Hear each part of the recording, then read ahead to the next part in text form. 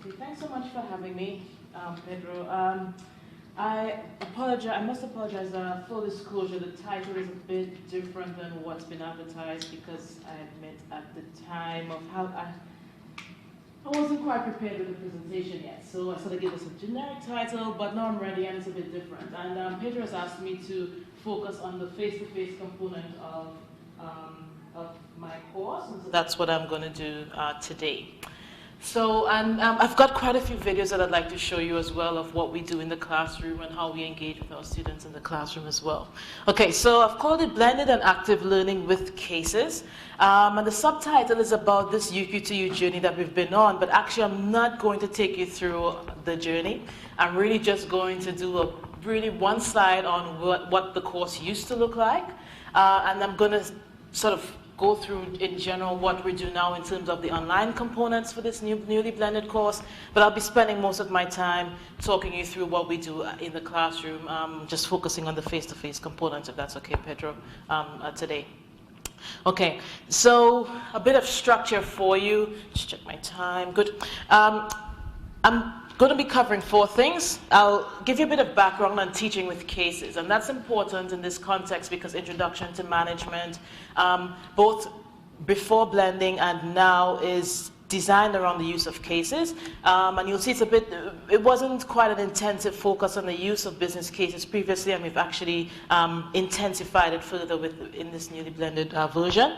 So I'll give a bit of background. I'll do the pre-blending, which is 1 slide, and then I'll really get into the post-blending and what the course looks like now after having been blended, and end with a few reflections on my part and sort of lessons that we've learned now that we've been through this process of blending this very large course. So just, sorry, to get a sense of who I'm speaking to, has everyone here already been through the process of blending a course? Yes? Okay, so or thinking about it maybe, or, okay. So maybe speaking to people who are already familiar with this concept, so I won't dwell too much on sort of definitions. Okay, so in business in general, cases are very popular.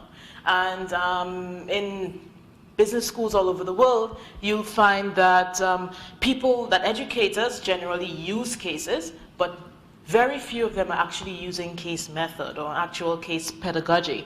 And I think I've heard from colleagues that this is true not just in business, but also in law, and I think there's one more, medicine as well they use cases, but not many people are using the actual pedagogy of case method.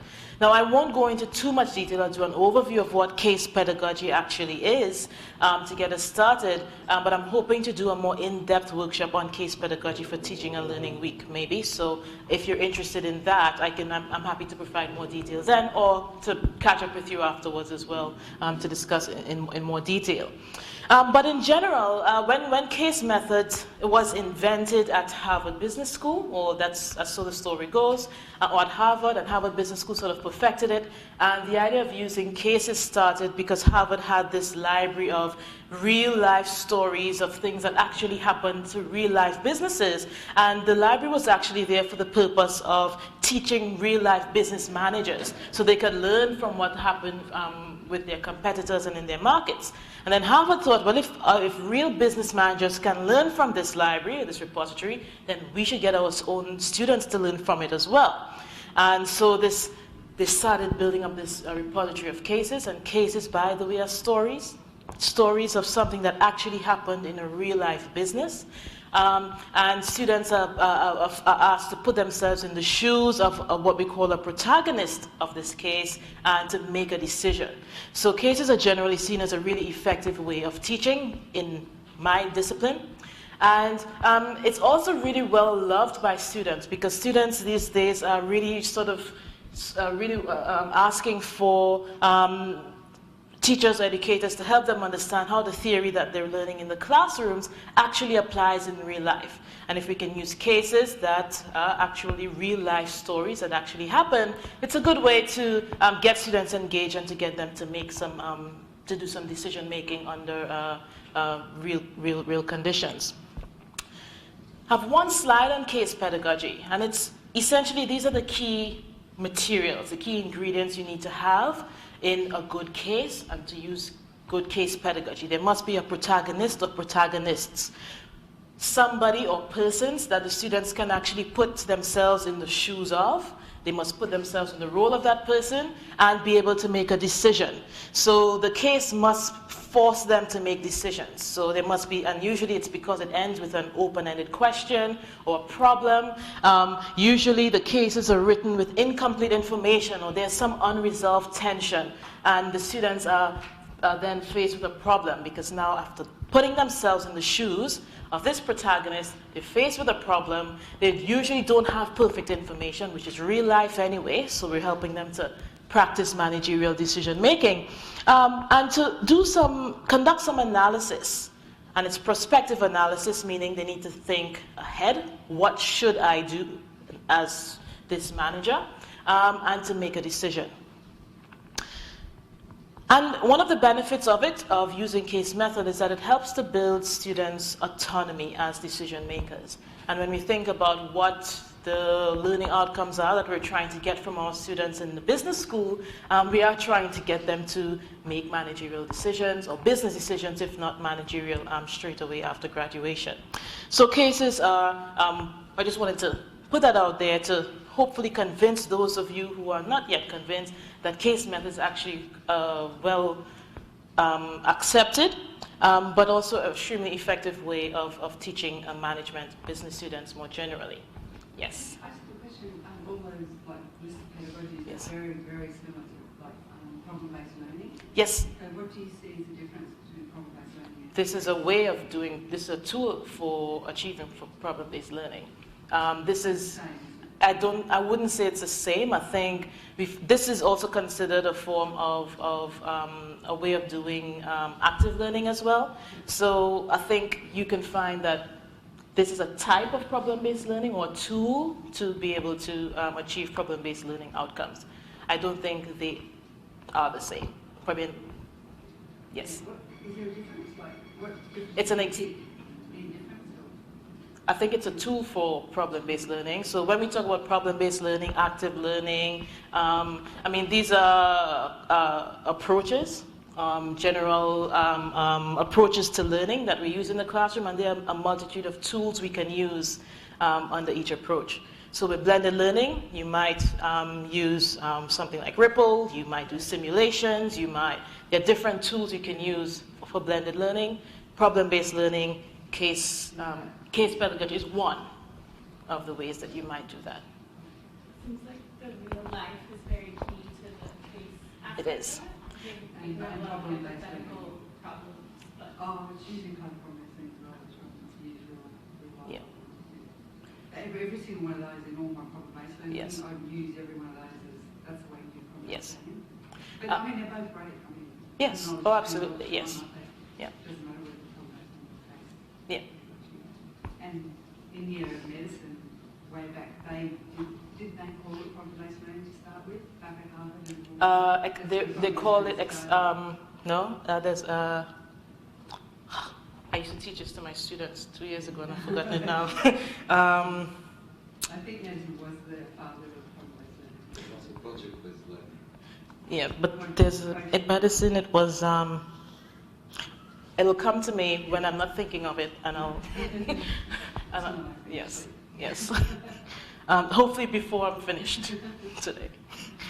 All right, and just a definition for you. I don't want to spend too much time on it. So when we talk about case method, we're talking about a teaching approach that uses these decision-forcing cases to put students in the role of people who are faced with a difficult decision at some point in time.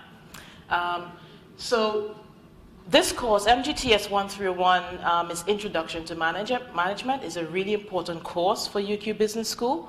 When I first started here in 2017, the course had 1,500 enrollments, and we've continued every semester. First semester, it's upward of 1,300-ish students, and in second semester, this semester, it's quite small. We have 570 students on this semester. So it's quite a large course and quite an important course for UQ Business School.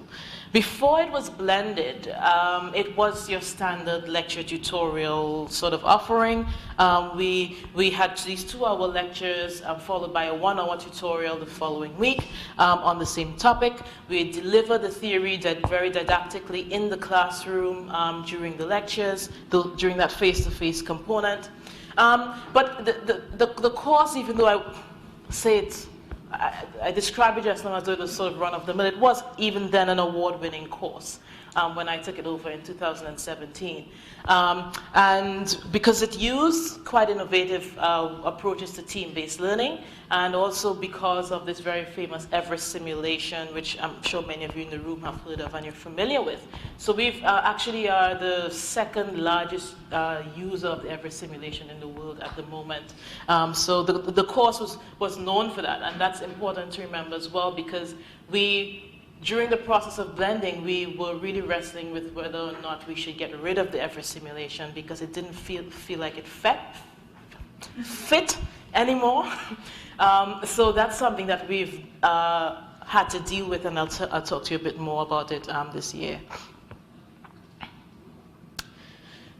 So now I just focus more on what the course looks like now, post-blending. I'm used to having a screen ahead of me so I don't have to keep looking back. In case pedagogy, there are essentially 3 stages, right? The first is there's the preparation and analysis. So students actually need to read the case first and perform some sort of analysis of the case before they come into the classroom. And in the classroom is stage 2, and that's where we have the case discussion and the facilitator discussion. And there's a whole, again, I could go into a lot of detail, there's a whole theory around how case discussion should be led. Essentially, the lecturer takes on the role of more of a facilitator, and we do case-based discussion using what we call Socratic questioning as well. And then the third phase is this consolidation of learning, where hopefully students can see how the management theory that they've learned fits with this case, and they can see how in real life that theory sort of coalesces into the experience of the manager in whose shoes they're standing. So what we've done is we've taken those 3 phases of case pedagogy and adapted it to this new online, new blended course. And so phase 1 is done mostly online, in the online components. Phase 2 is the face-to-face component, and that final phase is covered partly in face-to-face, but mostly in the assessments that students have to do. I will not be talking about the assessments today, but I'm happy to provide details afterwards if you like. So the online components are, as you would expect, we of course have Blackboard. Like all courses at UQ, we try to make it as pretty as possible, but let's face it, it's Blackboard. So it just means it has a little more purple than usual than other course Blackboard sites. We also have these edX online modules, which includes a combination of these videos, some interactive, some multiple choice questions, and different things that students have to do online. And the important thing to remember is that this online component is what delivers the theory, and is essentially replacing me standing in front of the class delivering the theory. So it needs to be quite good. The other thing they get online is they need to read the case online. So the cases are provided on Blackboard, and they need to read it, make notes, and come into the classrooms prepared to discuss the case each week. We also, this semester, for the first time, have started using social media. So we now have a Facebook page for this course. My social media coordinator has asked me to beg you please to like the Facebook page, because we really want to get our likes up. And what we do on the Facebook page is not to be used as a substitute for Blackboard. We are essentially using it as an alternative way of engaging the students. So we try to make it as fun as it can be, considering it was created by academics. For example, our very first case of the semester was at McDonald's, and so we put a competition up in the first week where they had to guess the number of fries in the large McDonald's, and they won a $20 Kohl's voucher, and that was a big hit, and we had students entering the competition, and it's just something to make it fun. We also have what we call Tutor Tuesdays. So we did these little short 30-second to 1 minute clips of all of our tutors. Luckily, because we have a big course, we do have enough tutors and staff to fill each week for each semester. So we've got, for each Tuesday this semester, there's a tutor. So we do Tutor Tuesdays, and it's just a clip where the tutor is from, what's one embarrassing thing that ever happened, or something interesting thing that happened to them in the classroom, and students really love that kind of thing. We also have Throwback Thursday, where we kind of post something that happened in the previous week during the course. Last week's throwback was to the welcome video that we created. We posted the bloopers. During the filming, of course, we all make mistakes when we're filming these videos, and the students thought that was hilarious. We slightly embarrassed, but it worked. We also do selfie videos. So I will post a weekly update video every week. It's basically me standing in my kitchen, that one, and it's 1 minute long saying, this is week 5, here's what's due, this is what you need to do each week. The person who coordinated the course last semester did the same thing. We found selfie videos to be really, it's a simple way and very effective way of engaging them. They really like these sort of rudimentary, low production value type videos, you know, they really engage with it. And we found as well, when something comes up on the fly that you're not prepared for, that you haven't prepared in advance, you can just do a quick selfie video. I noticed we're getting hundreds of questions on this problem. Here's a solution. You post the video, and there you kind of avoid all the emails that, you know, are coming on that particular issue as well. And they just really seem to love that kind of thing. I was surprised by that. Face-to-face. So there are 4 components of the face-to-face of what we do in the actual classrooms with the students. The first is the lecture is no longer called a lecture, it's called a seminar, even though it is still held in a lecture theater, which students find confusing, but we are constrained, as we all know in this room, by what's available in terms of teaching spaces for a course this size. Nevertheless, it works. So we do a 2-hour seminar at the moment. I am looking to change that to 1.5 hours next semester to give us an extra half hour in the tutorials, because we want to make it those tutorials are a lot more interactive. So they come into the seminars, and the first thing they do is a quiz on the online material. I was really hesitant to do a quiz before. I didn't like the thought of doing it, but we realized students just were not reading and watching the online modules. So we thought, well, we're just going to have to assign marks to it, and that was a treat.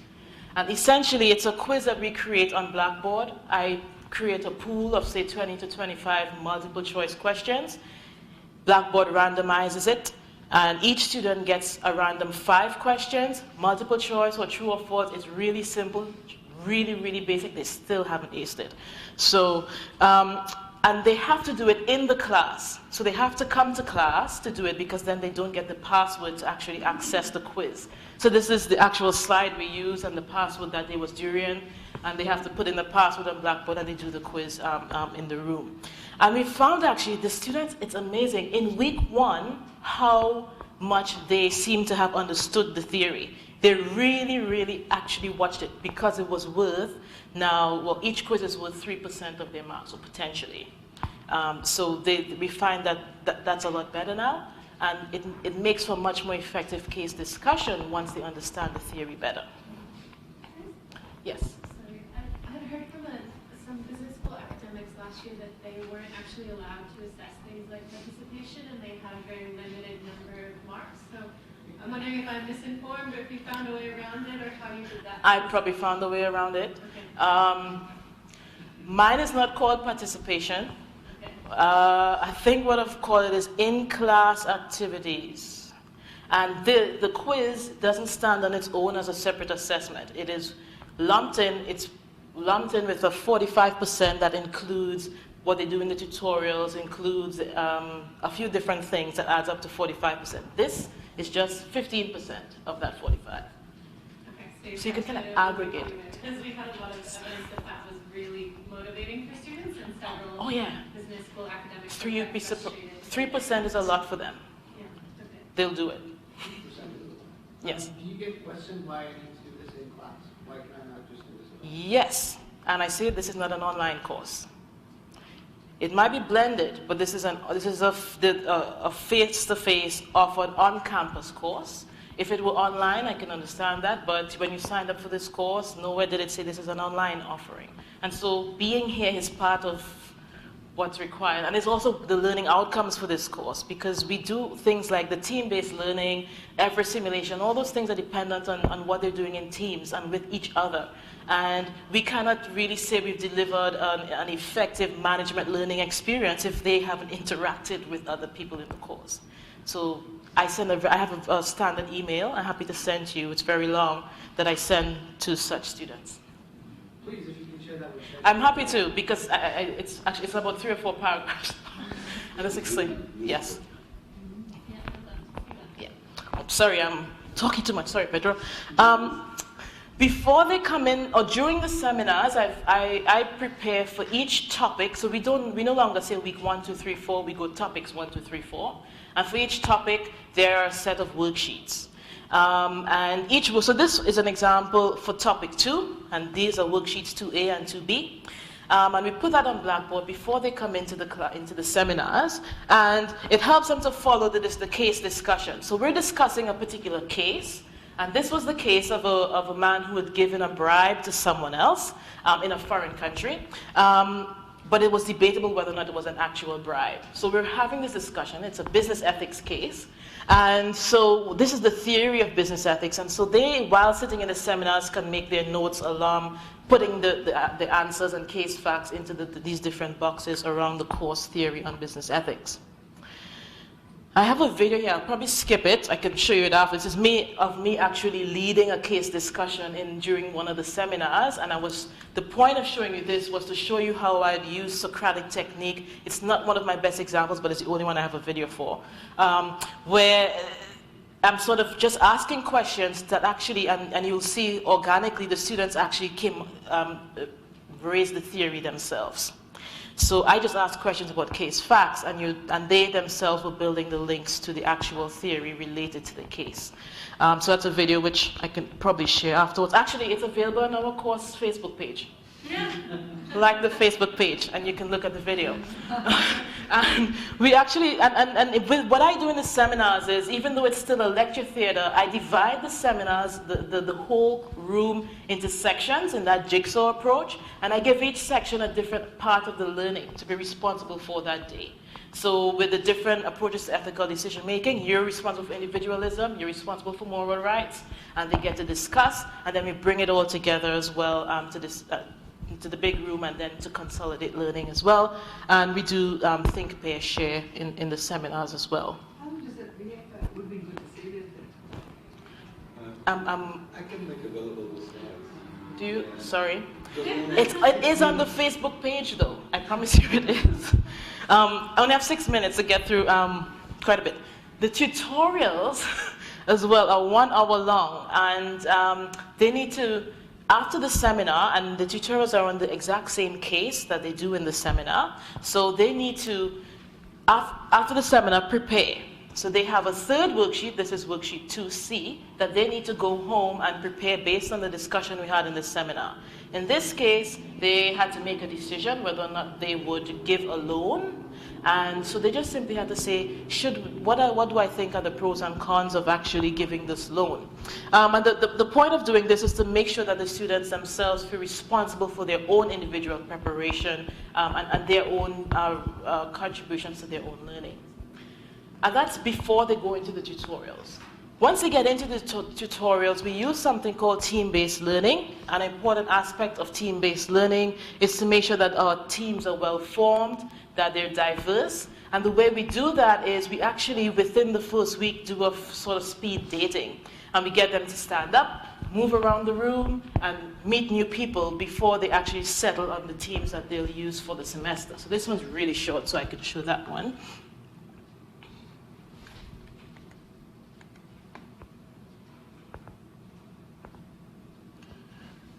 It's just a time lapse.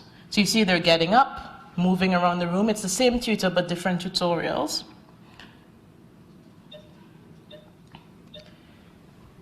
And they have to do that in the first 2 weeks, just that speed dating, which they hate. because it means they have to work with complete strangers for the rest of the. And then they make these decisions about which complete stranger they hate the least and would like to continue working with for the rest of the semester. And so they now have faced with a decision, and this is the worksheet they're working on in the tutorials, and this is what one of the completed worksheets look like. And as a team, they're making this decision, and they make the decision and discuss the decision in the room, so they can't come prepared with this beforehand. So at the top, you see they've made a decision not to sanction the loan, and we ask them to justify the decision using management theory.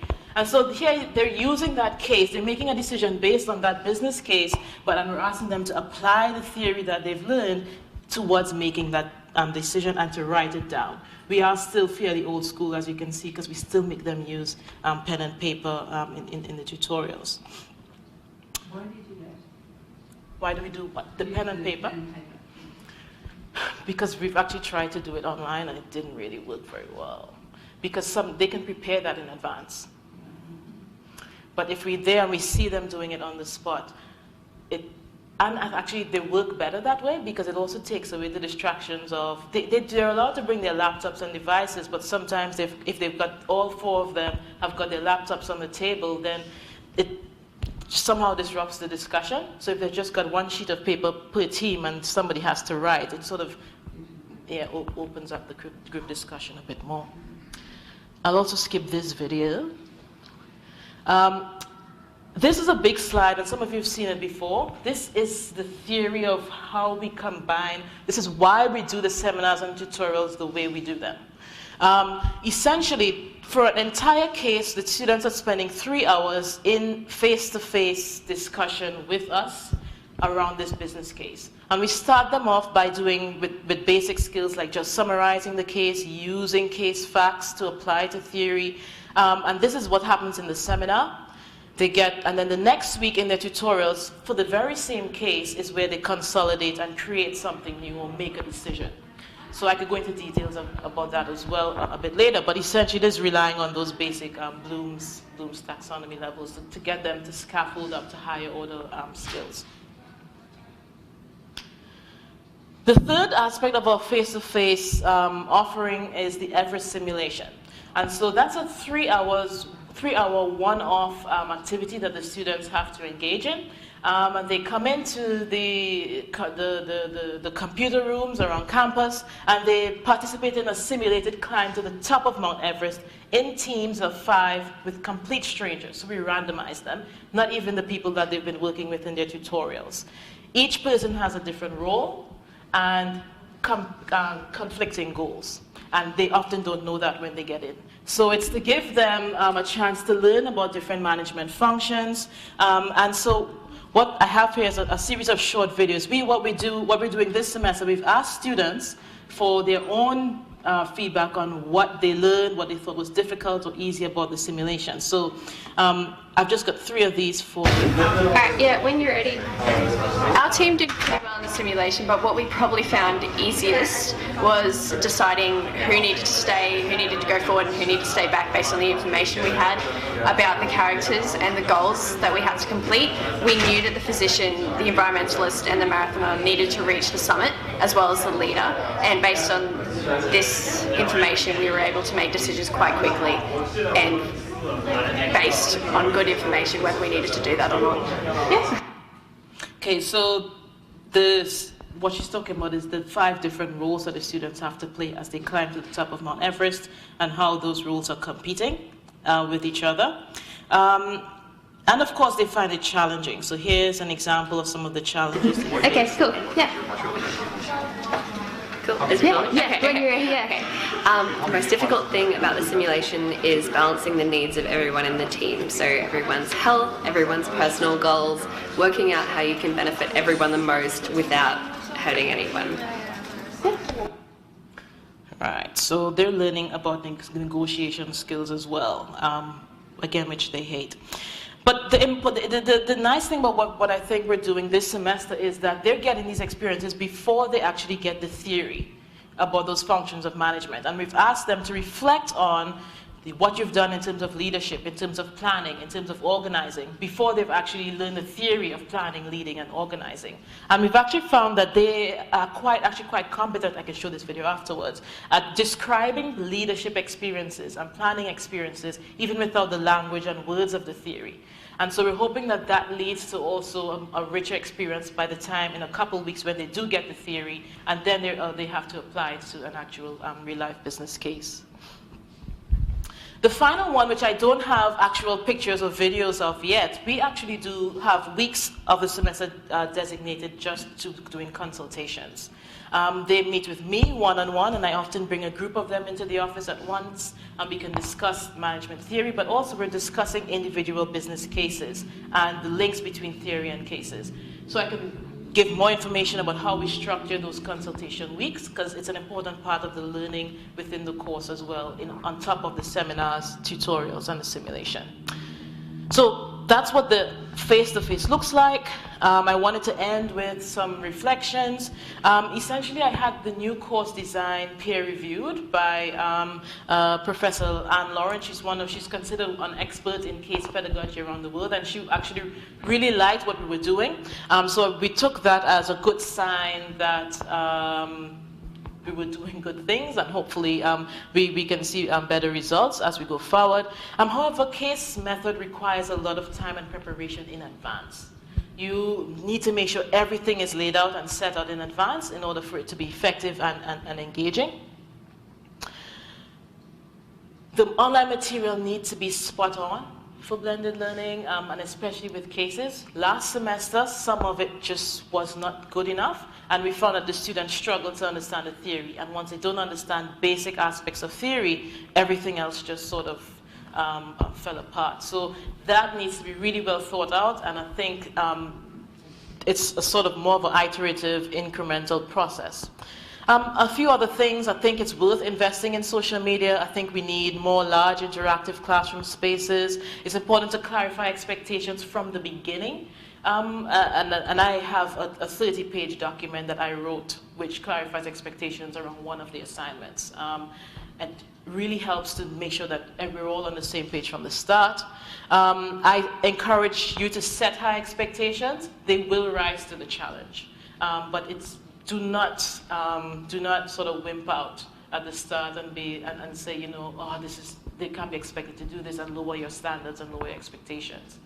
From what I've seen, though, I think mostly it's good. So I just want to reassure everyone, because people are worried about, because they're first-year students. I think that the kids are doing just fine. The kids are all right.